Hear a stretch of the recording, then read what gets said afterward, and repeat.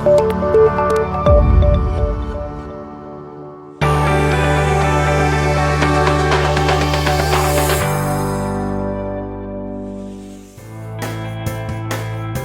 now it's time for Photo Booth Live Chat with John Young.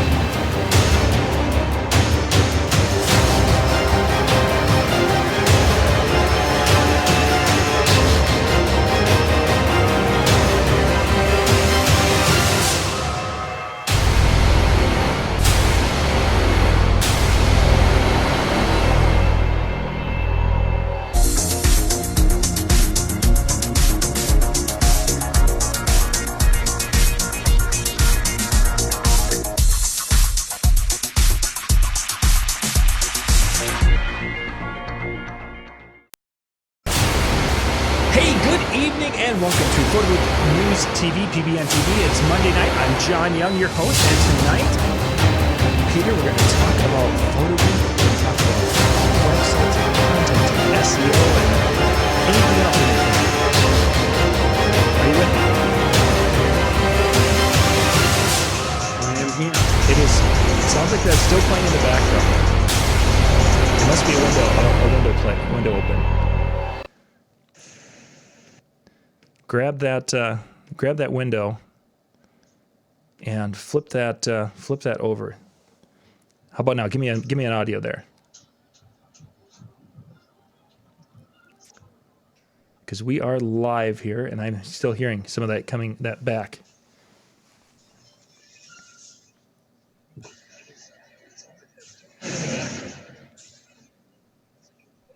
Hello, John. There you are. Are you good now? I am. Sorry. Okay.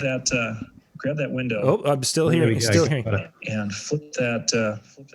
I'm going to turn this down for a second, so we're not having a recording of the recording of the recording. We are live here, and I'm still hearing some of that. There must be a browser window open. Yes, it is. Hang on. Yep. Find that. Give me 2 seconds. Yep. Hello, John. There you are. We'll be getting going here in just a second. This is part of the excitement of the live streaming here going on right now. For those of you out there joining us on Facebook or on YouTube, we're streaming out to about a dozen different spots tonight. If you have any comments or questions, you can put those in the chat. Those will then propagate over to the software right here, and then we should be pretty much ready to go. Peter, are we back? I think I'm back. Thank you. Sorry about that. Excellent. Okay, great. So tonight, Peter, we want to talk a little bit about you're going to be presenting at Photo Booth Expo coming up here February 24th through the 27th in Las Vegas. Let's kind of give the folks just a little bit of an idea of what you're going to be touching on and your seminar, which will be on Monday night at Photo Booth Expo. Yeah, so I'll be presenting about content SEO, so SEO and content. So we're going to be talking about how to leverage your website, how to utilize your content. You know, everyone does a lot of events, how to structure your blogs to get the maximum bang for your buck. I mean, a lot of people don't blog or don't add a lot of content to their websites, but still expect to rank. So, and Google being what Google is, it expects content to be delivered by people. It would be uploaded to your website. And then when they're actually uploading content, structuring it correctly and having all the things in the right place and having enough keywords, enough words on the page, pictures, video, and everything else. So doing... Ooh, we froze here. By the way, for those of you who are joining us, Peter is coming to us. Dancewicz is coming to us from Australia. So it's got to go like almost all the way around. It's actually morning where he's at, very warm, summertime. And of course, we're in the upper United States here.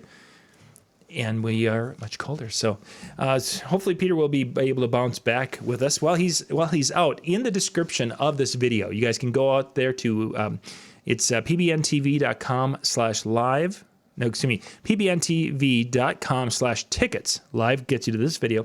Tickets gets you to where you need to go. when you're out to the tickets area, you can go out there and purchase your current show pass. This is the cheapest the pass is going to be the rest of the way to the end of the show. So if you are thinking about going and hearing Peter and Catalina we talked to, and then I think with Susan last week, a lot of great presenters we've already talked to on our Monday night show. There's going to be a lot of great content available, and you can go out there and get that. Go out to pbntv.com/live/tickets. Goodness gracious, I'm going to have that issue all night tonight. The /tickets will get you there, and then you use the code PBX SHOW, SHOW 2020. That will get you the cheapest tickets. So pbntv.com/tickets, and this is in the description.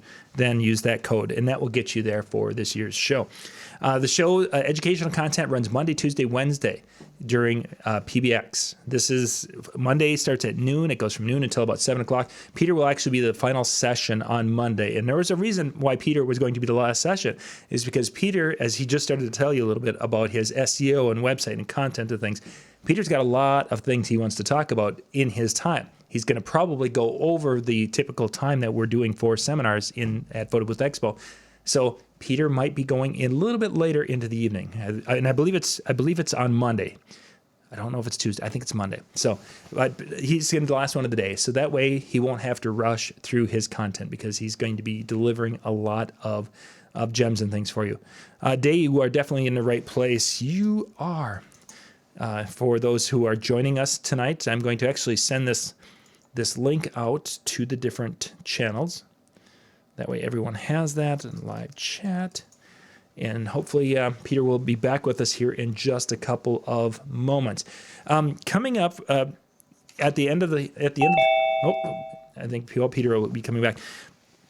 We've got some cool stuff available for those of you who are interested, who are DJs who bought the Key Pass back at Photo Booth Expo 2019, and you're looking to upgrade to the DJ track for 2020. If you go out to that same link, pbntv.com/tickets, and you go up to buy your pass, you'll see in there the second option, I believe it's the second option, is the option to upgrade from your current PBX pass to the DJ pass.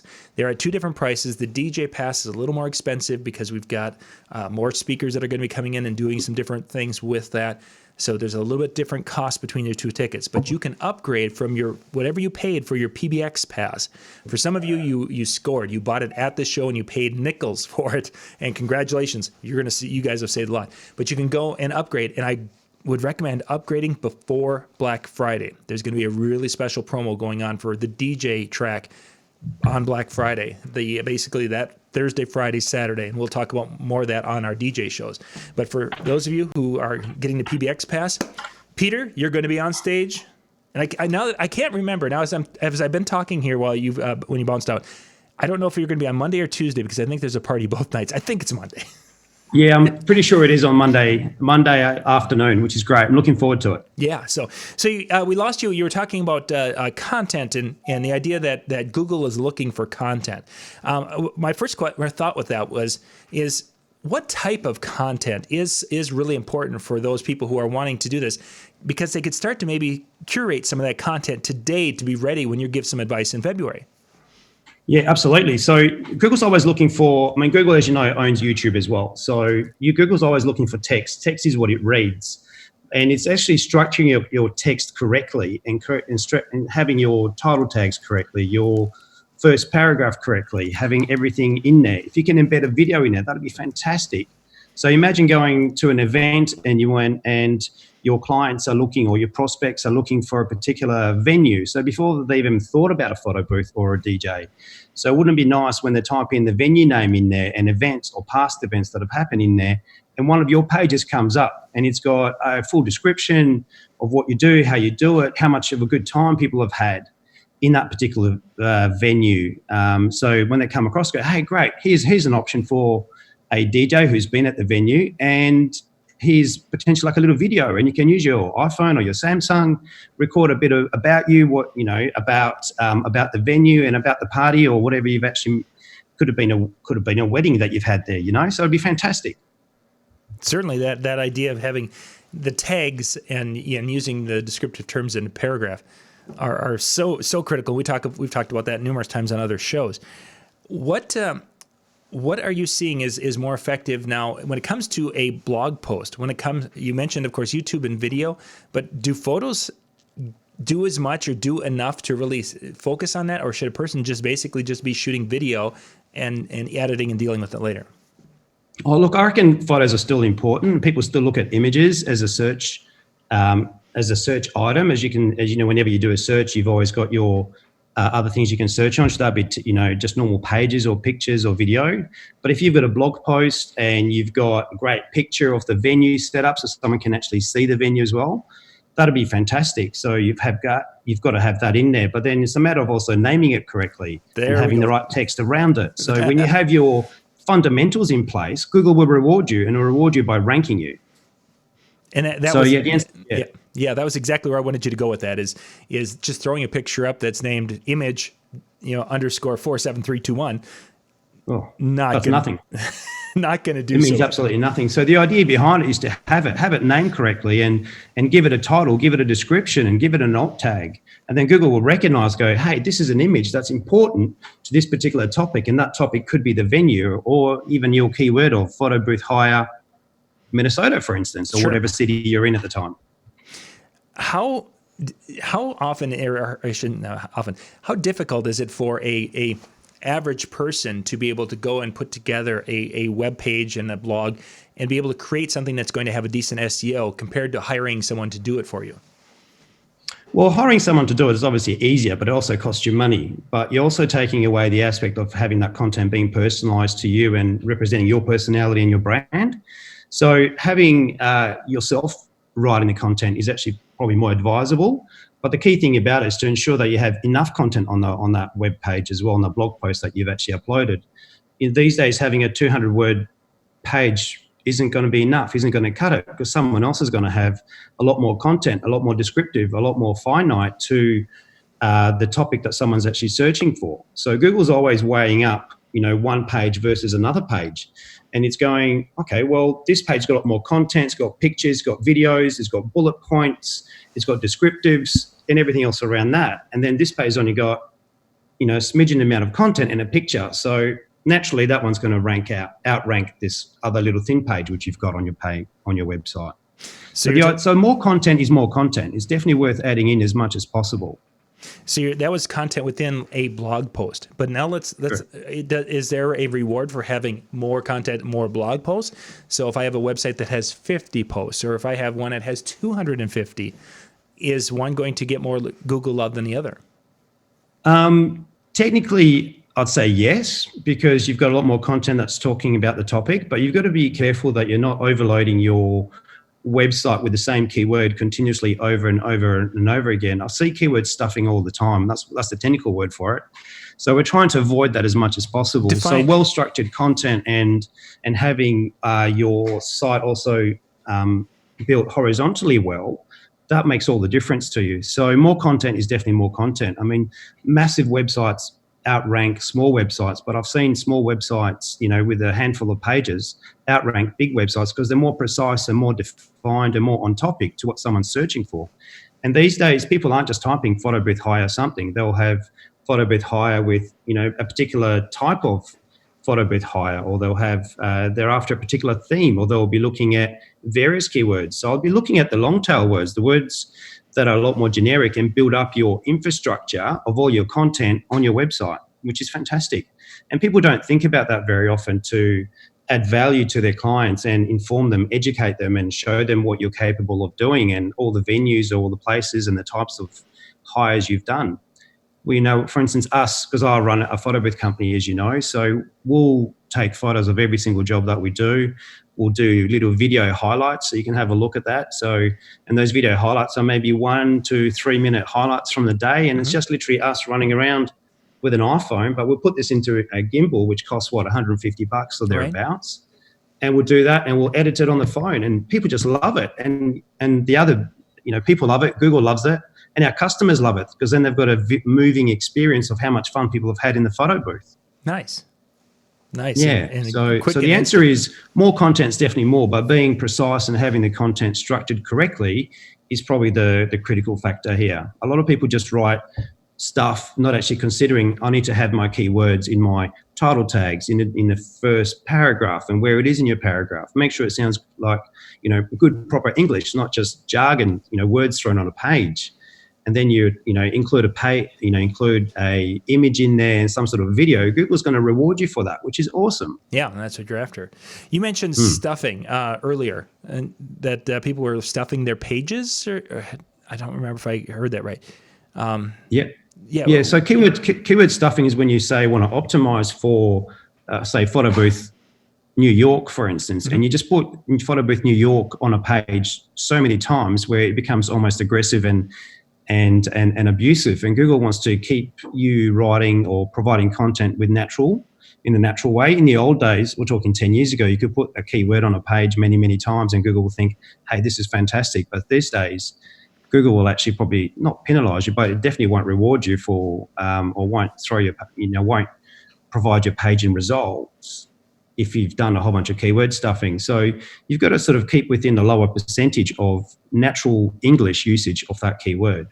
So what you want to do is maybe use a keyword and use some other keywords that are associated to that main keywords and then build up that infrastructure of your content. Which ultimately so it's written for a person reading it compared to the computer jargon, Correct. as you're saying, is Absolutely. so critical and so important in this day and age. Mm. So driving traffic, if I'm getting my website and blog and I'm doing things with that to help build SEO, is this something that kind of spills into some of the social media side of it, or is really SEO just going to be around the Google search engine? Oh, definitely. So social media is probably a very important part of any SEO campaign, because social media, I say that's your queen to your king, basically. And Google uses social media as an indicator, as a trigger to show the fact that you are real people. So having your SEO strategy working and then having a social media traffic, should that be Facebook, Instagram, LinkedIn as well, is another platform that people are, I'd say, not using enough these days, especially in the corporate market.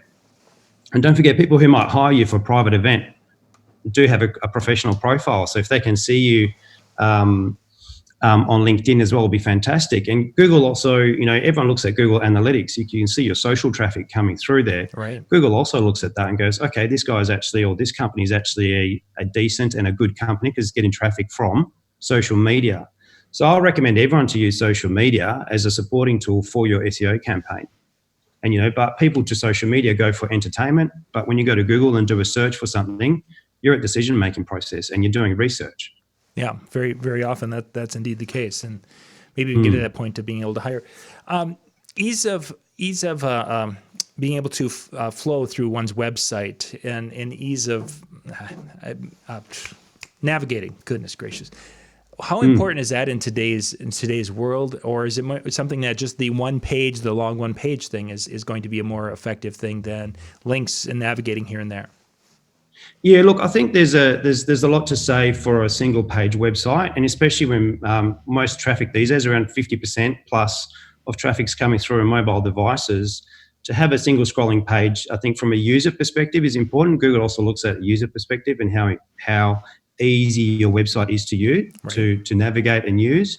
But you're definitely having deep pages and having dedicated pages. So if you can imagine a photo booth company's page, you'd probably want to have a wedding page, a corporate page, an events page in particular on your website. And then you're speaking to Google because you're actually telling Google, hey, we do these type of events. So when someone searches for these keywords that associate to this type of event, you've got a potential of actually ranking now. But more importantly, on top of that, you've got your customer, your bridal customer, your bride or groom, they're landing on a page. They want to see the beautiful and nice things that you've offered as a service.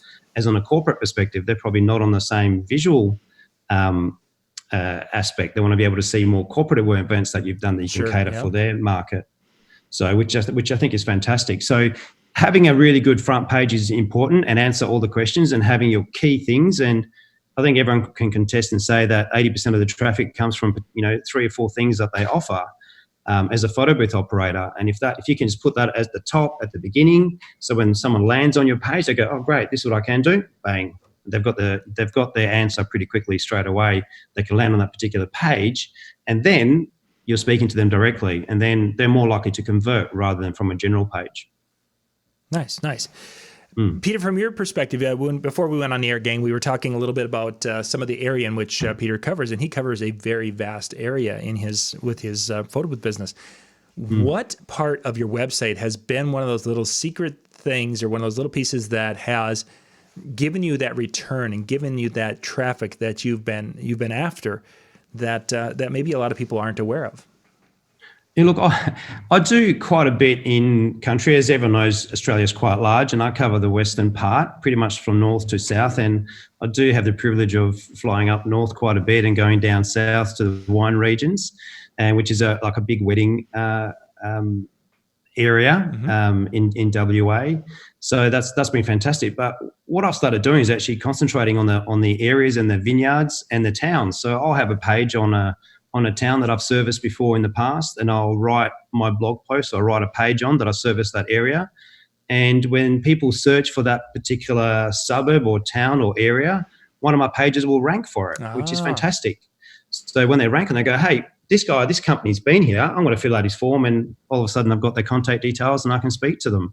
So those little nuggets have actually fulfilled where sometimes everyone's got seasons and so forth, but when it's down season, I'm still working, and I'm working all over WA, which is fantastic, rather than just being concentrating in one little spot, which is Perth. We still do a lot of booths in Perth. We've got 5 at the moment and growing. So yeah, why not?